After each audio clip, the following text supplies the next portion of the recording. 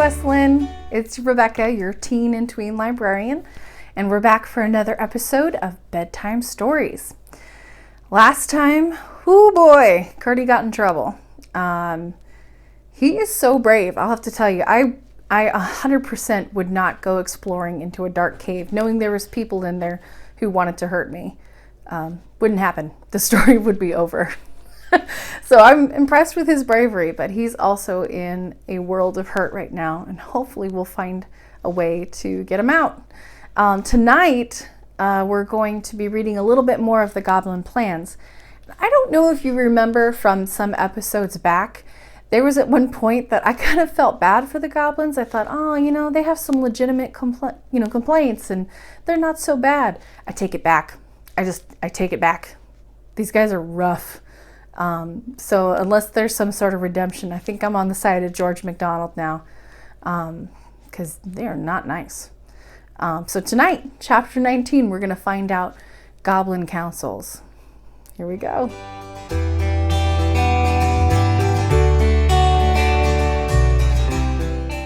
Chapter 19, Goblin Councils. He must have slept a long time, for when he awoke, he felt wonderfully restored, indeed, almost well, and very hungry. There were voices in the outer cave. Once more, then, it was night, for the goblins slept during the day and went about their affairs during the night. In the universal and constant darkness of their dwelling, they had no reason to prefer the one arrangement to the other, but from aversion to the sun people, they chose to be busy when there was least chance of their being met either by the miners below, when they were burrowing, or by the people of the mountain above, when they were feeding their sheep or catching their goats. And indeed, it was only when the sun was away that the outside of the mountain was sufficiently like their own dismal regions to be endurable to their mole eyes. So thoroughly had they become unaccustomed to any light beyond that of their own fires and torches. Curdie listened and soon found that they were talking of himself. "How long should it take?" asked Harelip. "Not many days, I should think," answered the king. "They are poor, feeble creatures, those sun people, and want to be always eating. We can go a week at a time without food and be all the better for it, but I've been told they eat 2 or 3 times every day.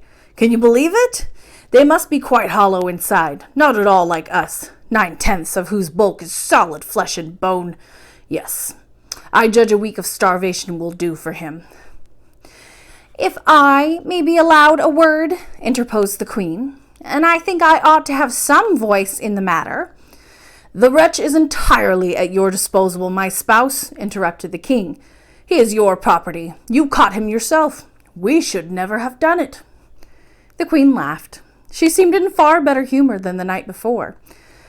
"I was about to say," she resumed, "that it does seem a pity to waste so much fresh meat." "What are you thinking of, my love?" said the king. "The very notion of starving him implies that we are not going to give him any meat, either salt or fresh." "I'm not such a stupid as that comes to," returned Her Majesty. "What I mean is that by the time he is starved, there will hardly be any picking upon his bones." The king gave a great laugh. "Well, my spouse, you may have him when you like," he said. "I don't fancy him for my part. I'm sure he is tough eating." "That would be to honor instead of punish his insolence," returned the queen. "But why should our poor creatures be deprived of so much nourishment? Our little dogs and cats and pigs and small bears would enjoy him very much." "You are the best of housekeepers, my lovely queen," said her husband. "Let it be so by all means. Let us have our people in and get him out and kill him at once. He deserves it. The mischief he might have brought upon us, now that he had penetrated so far as our most retired citadel, is incalculable. Or rather, let us tie him hand and foot, and have the pleasure of seeing him torn to pieces by full torchlight in the great hall." "Better and better!" cried the queen and the prince together, both of them clapping their hands. And the prince made an ugly noise with his Harelip, just as if he had intended to be one of the feast. But added the queen, bethinking herself. He is so troublesome.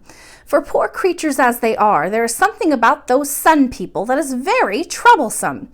I cannot imagine how it is they, with such superior strength and skill and understanding as ours, we permit them to exist at all. Why do we not destroy them entirely and use their cattle and grazing lands at our pleasure? Of course, we don't want to live in their horrid country. It is far too glaring for our quieter and more refined tastes. But we might use it as a sort of outhouse, you know. Even our creatures' eyes might get used to it, and if they did grow blind, it would be of no consequence, provided they grew fat as well. But we might even keep their great cows and other creatures, and then we should have a few more luxuries, such as cream and cheese, which at present we only taste occasionally, when our brave men have succeeded in carrying off some from their farms.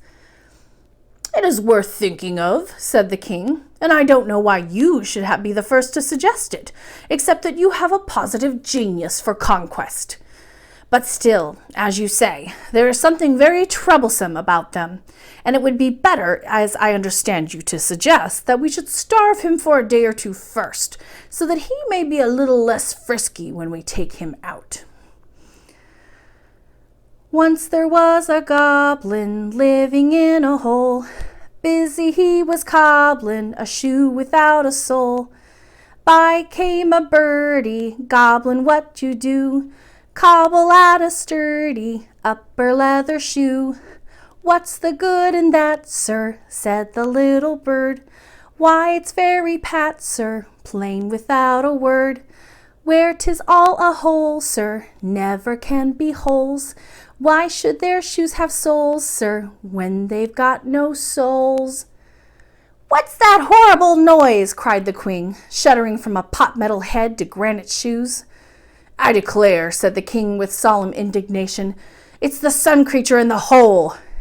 Stop that disgusting noise, cried the crown prince valiantly, getting up and standing in front of the heap of stones with his face towards Curdie's prison. Do now, or I'll break your head. Break away, shouted Curdie, and began singing again. Once there was a goblin living in a hole. I really cannot bear it, said the queen. If I could only get at his horrid toes with my slippers again. I think we had better go to bed, said the king. It's not time to go to bed, said the queen. I would if I was you, said Curdie. Impertinent wretch, said the queen, with the utmost scorn in her voice. An impossible if, said his majesty with dignity. Quite, returned Curdie, and began singing again. Go to bed, goblin do, help the queen take off her shoe. If you do, it will disclose a horrid set of sprouting toes. What a lie, roared the queen in a rage. By the way, that reminds me, said the king, for as long as we've been married, I have never seen your feet, queen. I think you might take off your shoes when you go to bed. They positively hurt me sometimes. I will do as I like, retorted the queen sulkily. You ought to do as your own hubby wishes you, said the king. I will not, said the queen. Then I insist upon it, said the king. Apparently, his majesty approached the queen for the purpose of following the advice given by Curdie, for the latter heard a scuffle and then a great roar from the king. Will you be quiet, then? Said the queen wickedly. Yes, queen, I only meant to coax you. Hands off, cried the queen triumphantly. I'm going to bed. You may come when you like, but as long as I am queen, I will sleep in my shoes. It's my royal privilege. Harelip, go to bed. I'm going, said Harelip sleepily. So am I, said the king.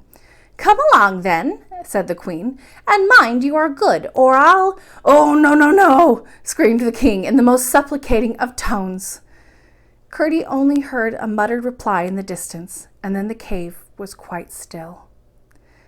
They had left the fire burning, and the light came through brighter than before. Curdie thought it was time to try again if anything could be done, but he found he could not even get a finger through the chink between the slab and the rock. He gave a great rush with his shoulder against the slab, but it yielded no more than if it had been part of the rock. all he could do was sit down and think again. By and by, he came to the resolution to pretend to be dying in the hope that they might take him out before his strength was too much exhausted to let him have a chance. Then, for the creatures, if he could but find his axe again, he would have no fear of them, and if it were not for the queen's horrid shoes, he would have no fear at all. Meantime, until they should come again at night, there was nothing for him to do but forge new rhymes, now his only weapons. He had no intention of using them at present, of course, but it was well to have a stock, for he might live to want them, and the manufacture of them would help to while away the time. And that's the end of chapter 19. Thank you for joining me for another episode of Bedtime Stories. Make sure you never miss an episode by subscribing to the library's YouTube channel. You can also find out what's happening at the library by visiting us on Facebook, Twitter, or Instagram. Or you can always just go to our website. I hope you join me for another episode, but until then, be well and sleep well.